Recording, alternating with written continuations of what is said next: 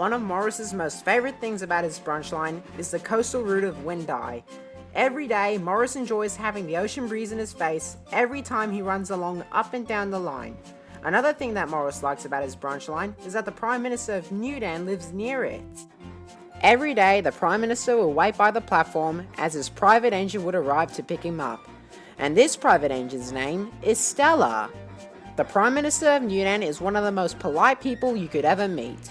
However, Stella, on the other hand, is not. She is by far one of the most horrid engines you could ever meet. And of course, this meant that she would always get into trouble. One day, she had gotten into such a careless mood that she had ended up in a crash with a goods train that Mark was pulling. Welp, this is gonna delay my whole schedule. Great. What do you know it is great? No one gives a flying French fry about your schedules or goods trains. How splendid is that? Oi! Stella, don't you dare talk like that. Besides, this accident is all on you. Stella looked down to the rails in shame. Now I'll need another engine to take me on my beach camping trip. Bugger! All the other engines are busy, and the PM has to get ready to go in less than 3 hours. Who can we get to transport him on such short notice? Luckily, Morris was nearby sitting on a siding with a coal train, and he heard everything. I can do it! You, Morris, are you sure? You do have a busy schedule today. I'm positive. Besides, I know my brunch line 50 times better than any other engine. Oh, come on, Granty, give him a chance. He seems capable enough. Well, okay then, if that's what you want. But first, Morris, you have to deliver those coal trucks, and then you have to hurry back to the sheds for a washdown. We simply can't have you dirty on this job. Yes, sir. Sirs, you can rely on me. And so, Morris quickly delivered his trucks to the coaling plant, and then headed back to the sheds for a washdown. Oh, driver, that is gross. What did you have to eat? Nothing. I just stepped on my new whoopee cushion. That's still a gross joke, you know. I know. Maybe I should start calling it the Wumpalope Cushion Washon. What's the matter with you? At Dry East Station, the PM, his wife and his teenage daughter were all waiting by the platform. They were all very excited and couldn't wait to get their feet on the sandy beach of Windeye. And soon enough, Morris arrived right on time and looking spick and span. PM's teenage daughter was especially confused. Dad, where's Stella? Well, let's just say that some engines are very careless. Very well then. Soon, the PM and his family were all on board. The baggage coach and luxury vans were fully loaded. That's the last of the The baggage. guard blew his whistle, and Morris headed off for Windeye Beach.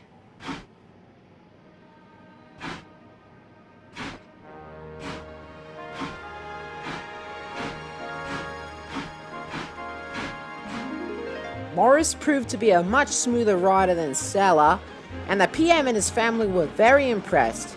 They were also quite relaxed with the journey. Sure beats the meals from the old-fashioned pub that we've recently went to. Am I right? Oh, don't even go there. Morris couldn't help but laugh his funnel off. Soon, they arrived at Windeye Beach Station, just in time for the PM and his family's camping trip. Everyone got off to help unload the train, including the PM. Morris was very impressed to see how much of a help the PM was. Thank you for such a wonderful ride, Morris. You're welcome, Mr. PM. Now I have to go now. I've still got lots of work to... Now, why would you want to go? We just arrived. Stay a while. Tell me everything you do on this railway. Morris knew that he had lots of work to do, but however, he didn't want to disappoint the most important man in the country, so he decided to stay and chat. Well, all right then. Oh, splendid. 21 minutes later, the PM and Morris were still talking. They were talking about what sort of jobs Morris does on his branch line when Morris remembered something. Knuckles and buffer beams. I'm gonna be late for my next job. I better turn my wheels. And Morris raced off in a hurry. This made the PM feel very bad. Oh dear, I might have gotten him into trouble now. And he was right. Morris finished his jobs late for the rest of the day, no matter how hard he tried. And of course, there were a few complaints here and there, but little did he know that the weather was slowly starting to change.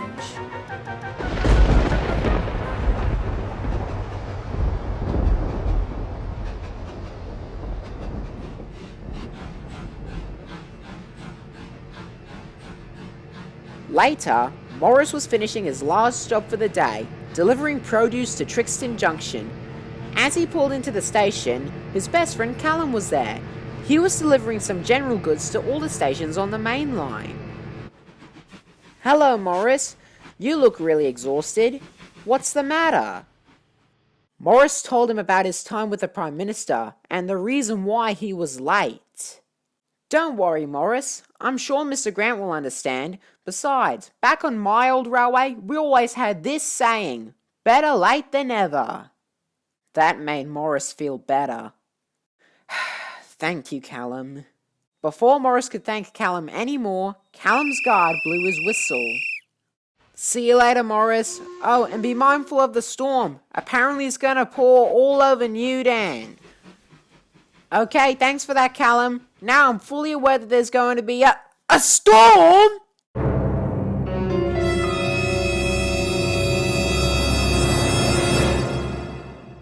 Knuckles and buffer beams! If it's gonna storm, then the PM's campsite is gonna be washed away by the high tide. I must warn them. And Morris raced back to Dry East to collect his coaches as quickly as he could. Back at the beach, the PM and his family were still having a great time. They were very unaware of the weather when suddenly Morris raced in. Pack everything up now! There's a storm coming! The campsite will be washed away by the high tide! The PM knew that there was no time for questions. Soon, everyone was rushing about, packing everything into Morris's train, and soon enough, the storm hit Windeye. Once everything was ready, Morris reversed out of the station as quickly as he could. There was no time to turn around. He was just in time.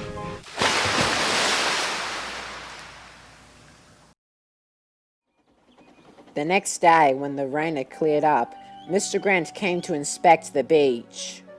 The flood had washed away all of the sand and gravel along the shore, and all that was left was a big puddle of mud. It's a miracle that a flood like this didn't even hit the rails. He then came back to have a word with Morris. Morris, I am still not happy that you finished most of your jobs late yesterday. Morris looked down to his buffers. Yes, sir. However, what you did on that stormy afternoon was nothing more than heroic, so at the end of the day, you have proven that you are one credit to the railway. Oh, thank you, sir. And Granty, it was my fault that Morris ran late most of yesterday. I convinced him to stay and chat, which probably made him sidetracked. I'm sorry. That's alright. I think it's just that you two need to know that no matter how important the other person is, you still have the right to say no. Yes, sir. And I've learned something else too. And what's that? Storms and chats don't blend too well in a blender. Mr. Grant and the PM couldn't agree more.